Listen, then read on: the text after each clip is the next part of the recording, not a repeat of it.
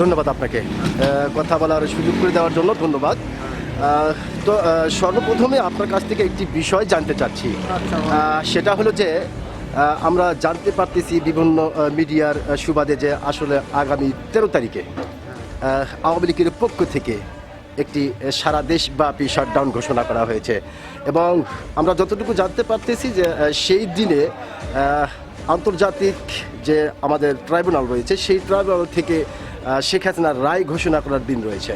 তো আসলে এদিকে আমরা বিভিন্ন ধরনের কথাই শুনতেছি। তো আপনার মুখ থেকে একটি বিষয় জানতে চাচ্ছি যে আসলে 13 তারিখে কি হতে চলেছে, কি হতে পারে? কিচ্ছু হবে না। আওয়ামী লীগ আর বাংলাদেশে কোনোদিন কারো উপর ভর করে আসতে পারবে না। এটা চিন্তাধারা করলে ওটা একটা অবাস্তব কল্পনা, তারা আকাশ কুসুম কল্পনা করে, বাস্তবে কোনোদিন সম্ভব নয়। ওরা যে মানে 15 বছর যে নির্যাতন মানুষও করছে, যে হয়রানি করছে, মানুষের স্বৈরা শাসন করছে, তাদের কারণে প্রশ্রয় দেয় সম্ভব না, তারা আসতে পারবে না। এটা এমনি মানুষের ভুয়া কথা। যেমন লিফলেট সালসাওয়াটা ওয়াকযুগে একটা লিফলেট দেখা হচ্ছে 10-12 জন লোক একটা, হ্যাঁ, পরে যা হচ্ছে দৌড় মারো যায়, এরকম একটা গুজব, আজগুবি সব গুজব, এগুলা কোনোদিন বাস্তব হবে না।